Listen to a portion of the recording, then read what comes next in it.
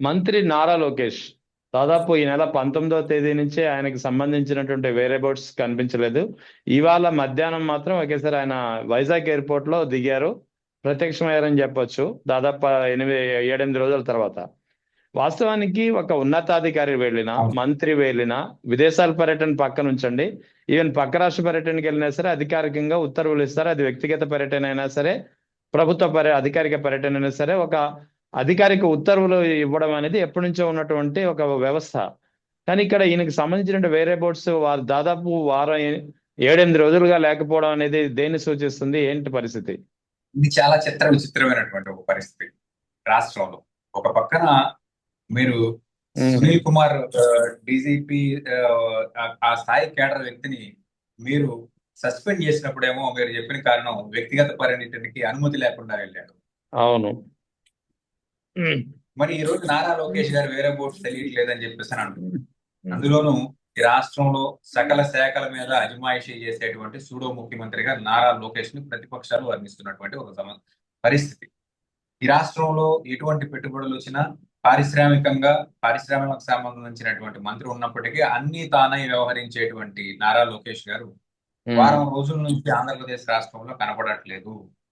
దీనికి సంబంధించి ఏ మంత్రి, నాట్ ఓన్లీ నారా లోకేష్, ఏ మంత్రి అయినా సరే ఈ రాష్ట్రాన్ని విడిచి పక్క రాష్ట్రానికి కానీ పక్క దేశానికి కానీ వెళ్తున్నప్పుడు అఫీషియల్ పర్యటన కింద ఒక జీవో రిలీజ్ చేసేటువంటి ఒక పరిస్థితి ఉంది.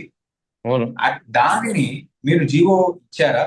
వ్యక్తిగత పర్యటన మీద వెళ్ళారా? వ్యక్తిగత పర్యటన మీద వెళ్ళినా జీవో ఇవ్వాల్సినటువంటి ఒక పరిస్థితి ఇవ్వాలి. ఇవ్వాలి. అతను వేరే బోర్డ్స్ ఎక్కడ ఉన్నాయి అనేది మనందరికీ కూడా, సామాన్య ప్రజలందరికీ తెలిసే విధంగా మనం ప్రొజెక్ట్ చేయాల్సినటువంటి ఒక పరిస్థితి. అలా కాకుండా కొన్ని అసలు జీవోలు ఇచ్చారా? జీవో ఇస్తే ఆ జీవో బయటికి ఎందుకు రావట్లేదు? రేపొద్దున ఇదంతా గలాటా జరిగిన తర్వాత అదిగో మేము జీవో ఇచ్చామని చెప్పేసి ఏదో ఒక జీవో తీసి బయట పెట్టేటువంటి ఒక పరిస్థితి. దీనివల్ల ఏదైతే ప్రభుత్వం మారిన తర్వాత మోర్ ట్రాన్స్పరెన్సీ ఎక్స్పెక్ట్ చేస్తున్నాము అని చెప్పేసి అనుకునేటువంటి ఒక వ్యవహారం చేసేటువంటి వ్యవహారాలందరూ కూడా వీళ్ళందరికీ కూడా ఒక చెంపపెట్టు లాంటిది. నారా లోకేష్ గారు గతంలో జగన్మోహన్ రెడ్డి గారు అఫీషియల్ పర్యటనగా లండన్ వెళ్ళినప్పుడు తన కుమార్తెను కలవడానికి, ఇతర వ్యాపార సంబంధిత కార్యక్రమాలకు వెళ్ళినప్పుడు ఆయన చేసినటువంటి వ్యాఖ్యలు అత్యంత జుగుప్సాకరమైనటువంటి వ్యాఖ్యలు చేసినటువంటి ఒక వ్యక్తి. ఆ తర్వాత అధికారంలోకి వచ్చినటువంటి నారా లోకేష్ గారు ఈ రకంగా వ్యవహరిస్తారు అని చెప్పేసి ఎవరో అనుకునేటువంటి సబ్జెక్ట్ కరెక్షన్. రేపు పొద్దున గూగుల్ కంపెనీ ఏదో ఇనాగ్రేషన్ కంపెనీ ఫౌండేషన్ స్టోన్ కార్యక్రమం కాబట్టి నారా లోకేష్ గారు ఆ వైజాగ్ లో ప్రత్యక్షమైనటువంటి పరిస్థితి. అవును.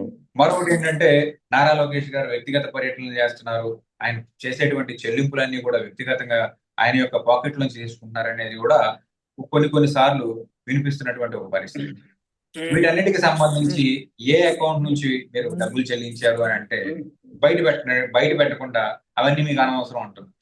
ప్రతిపక్షాలు గగ్గోలు పెడుతున్న ఇది ప్రజల డబ్బు, లేదా అక్రమంగా మీరు వసూలు చేసినటువంటి పార్టీ ఫండ్ రూపంలో మీ పార్టీకి చేరుతున్నటువంటి పిట్ ప్రోకో రూపంలో మీరు రూపాయికి 10 రూపాయికి ఈ రాష్ట్రంలో వందలాది ఎకరాలు అమ్మేసుకుంటున్నటువంటి ఒక పరిస్థితి.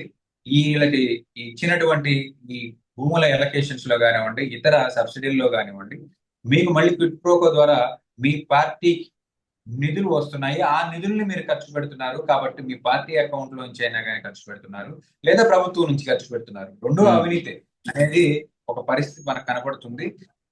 దీన్ని బయటకు తీసుకొచ్చి ఎక్స్ప్లెయిన్ చేసేటువంటి ఒక వ్యవస్థ లేదు. దీనికి నేరుగా సమాధానం చెప్పేటువంటి ఒక పరిస్థితి ఈరోజు కనబడటం లేదు. ఏదైనా ఉంటే పొలిటికల్ గా కానివ్వండి, లేదా ఎవరైనా నాలాంటి వ్యక్తులు ఎవరైనా ప్రశ్నిస్తే వ్యక్తిగతంగా టార్గెట్ చేయడమే చేస్తున్నారు తప్ప సోషల్ మీడియాలో దీనికి సంబంధించి మేము మోర్ ట్రాన్స్పరెన్సీగా ఉన్నాము అని చెప్పేటువంటి పరిస్థితి లేదు. రైట్. ఇక తాజాగా ఈ మధ్యన ఒక వాయిస్ గట్టిగా వినిపిస్తుంది, ముఖ్యంగా గుంటూరు నుంచి జనసేన మాజీ వీర మహిళ న్యాయవాది రజనీ గారి వాయిస్. కానీ ఈ మధ్య కాలంలో ఆమెపై పెద్ద ఎత్తున ట్రోలింగ్ చేస్తున్నారు. అంటే జన సైనికులు చాలా దారుణంగా ఈ మధ్యన 4-5 రోజుల నుంచి గట్టిగా ట్రోలింగ్ చేస్తున్నారు. సో దీనిపై మీ కామెంట్. ముఖ్యంగా చెప్పాలంటే కన్నా రజనీ గారు నిరంతరం జనసేన పార్టీకి పనిచేసినటువంటి ఒక పరిస్థితి మనందరం చూస్తుంది. ఆవిడ జనసేనలో అధికార ప్రతినిధిగా అనేక రకాల టీవీ డిబేట్లో కానివ్వండి, ఇంటర్వ్యూలో కానివ్వండి, ఆవిడ నేరుగా మాట్లాడినటువంటి సందర్భాలు ఉన్నాయి. ఈ సందర్భాల్లో కొన్నిసార్లు తన స్థాయి మరచి కొంచెం ఘాటుగా విమర్శలు చేసినటువంటి ప్రత్యర్థి పార్టీ అయినటువంటి జగన్మోహన్ రెడ్డి గారి యొక్క వైకాపా పార్టీ మీద కొంచెం ఘాటుగా కూడా విమర్శలు చేసినటువంటి పరిస్థితి. తర్వాత క్రమంలో పార్టీలో ఉన్నటువంటి అంతర్గతమైనటువంటి కుమ్ములాటలు కానివ్వండి, లేదంటే ఆవిడకు ఉన్నటువంటి వ్యక్తిగతమైన కారణాల వల్ల ఆ పార్టీలోంచి బయటకు వచ్చారు. ఆ యా పార్టీలో జరుగుతున్నటువంటి సహజంగా ఒక సినిమా నటుడు పెట్టినటువంటి పార్టీ కాబట్టి అందులో జరుగుతున్నటువంటి దైనందిన కార్యక్రమాలన్నిటి మీద కొంత సమాజం క్యూరియాసిటీగా ఉంటుంది. సో ఏం జరుగుతుంది ఇంటర్నల్ గా అనేది. సో ఇంటర్నల్ ఇన్ఫర్మేషన్ ఏదైతే ఉందో అది కన్నా రజనీ గారి ద్వారా కొంత బయటకు వచ్చిన క్రమంలో ఆవిడ వ్యక్తిగతంగా టార్గెట్ చేయడం, దాని మీద ఆవిడ ఇంకా ఫోకస్ ఎక్కువగా పెట్టి పవన్ కళ్యాణ్ గారి యొక్క ఆరోగ్య పరిస్థితి మీద లేకపోతే కొంత వ్యంగ్యంగా మాట్లాడడం ఏదైతే ఉందో అది ఖండించదగినవి. అయితే దీనికి సంబంధించి అత్యంత హాస్యాస్పదం ఏంటంటే మొన్నటి వరకు కొంత అధికార ప్రతినిధులందరికీ ట్రైనింగ్ ఇచ్చి జనసేన పార్టీకి సంబంధించినటువంటి ఒక 10-15 మంది అధికార ప్రతినిధులని వ్యక్తిగతంగా పవన్ కళ్యాణ్ గారి యొక్క కనుసన్నల్లో వాళ్ళందరినీ ట్రైన్ చేయించి అనేక రకాల మాక్ డ్రిల్స్ చేయించి వాళ్ళందరినీ కూడా ఈ రోజు కన్నా రజనీ గారి దగ్గర మీద ప్రయోగించడం అనేది అసలు ఆ పార్టీ విధి విధానాలు అంటే ఎవరికి అర్థం కానటువంటి పరిస్థితి. ప్రత్యక్షంగా అనేక రకాల టీవీ డిబేట్లో వైఎస్ఆర్సీపీకి సంబంధించినటువంటి అధికార ప్రతినిధులు నేరుగా పవన్ కళ్యాణ్ గారి యొక్క శాఖ మీద అనేక విమర్శలు చేస్తున్నటువంటి పరిస్థితి. వాటి మీద ఎవరు సమాధానం చెప్పేటువంటి పరిస్థితి ఈరోజు అధికార ప్రతినిధుల ముసుగులో వచ్చేటువంటి వారు ఎవరికి కూడా ధైర్యం చేయట్లేదు. మరొక పక్కన నిన్నటి వరకు ఆళ్లతో సావాసం చేసి బయటకు వచ్చినటువంటి బోలిశెట్టి సత్యనారాయణ గారు అటవీ శాఖకు సంబంధించినటువంటి పర్యావరణానికి అనుమతులు లేనటువంటి కార్యక్రమాలు అనేక రకాలుగా ఈ రాష్ట్రంలో జరుగుతున్నాయి. వీటన్నిటిని కూడా మనం సక్రమంగా చేయకపోయినట్లయితే మన ప్రభుత్వం కూలిపోయేటువంటి ఒక పరిస్థితి ఉంది అని చెప్పేసి ఆయన నేరుగా కాకుండా ఇండైరెక్ట్ గా పవన్ కళ్యాణ్ గారి శాఖ మీద అనేక రకాలుగా విమర్శలు చేస్తున్నటువంటి ఒక పరిస్థితి. దీని మీద ఎవరు కూడా స్పందించట్లేదు. ఇంకొక రకంగా చెప్పాలంటే పంచాయతీరాజ్ డిపార్ట్మెంట్ కి సంబంధించి 1200 కోట్ల రూపాయలు మిస్యూజ్ అయినాయి లేదా కనబడట్లేదు, దానికి సంబంధించిన లెక్కలు సంబంధిత శాఖ అధికారులు కానివ్వండి, పంచాయతీరాజ్ మంత్రి కానివ్వండి ఈ రోజు వరకు సమాధానం చెప్పలేదని ప్రచార మాధ్యమాల్లో నేరుగా వైఎస్ఆర్సీపీకి సంబంధించినటువంటి అధికార ప్రతినిధులు ప్రశ్నిస్తున్నటువంటి ఒక విషయం. దీని మీద ఎవరు మాట్లాడారు.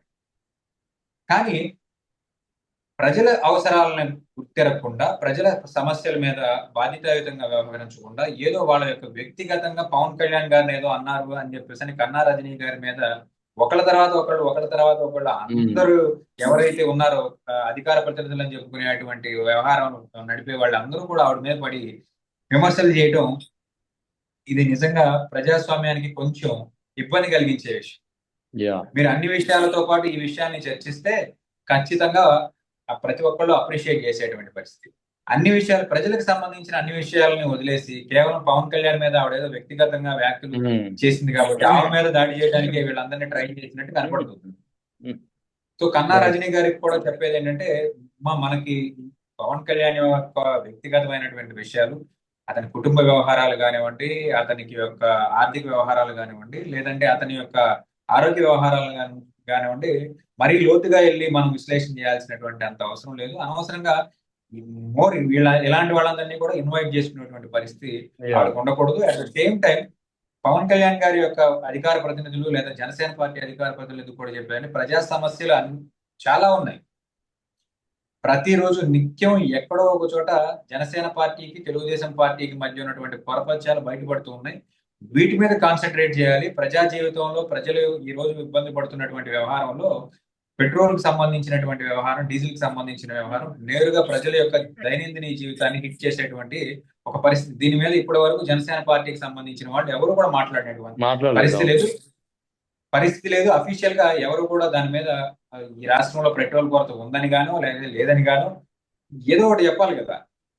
అధికారంలో ఉండి ఏదన్నా క్రెడిట్ వస్తే మాత్రం మాది, లేకపోతే అధికారంలో ఉండి ఏదైనా ఫెయిల్యూర్ వస్తే తెలుగుదేశం పార్టీ అనే రకంగా వ్యవహరిస్తే ఉంటే ప్రజలు కొంచెం ఇబ్బంది పడేటువంటి వ్యవహారం జనసేన పార్టీకి కాస్త దూరంగా జరిగేటువంటి ఒక వ్యవహారం కూడా మనం అభివర్ణించవచ్చు.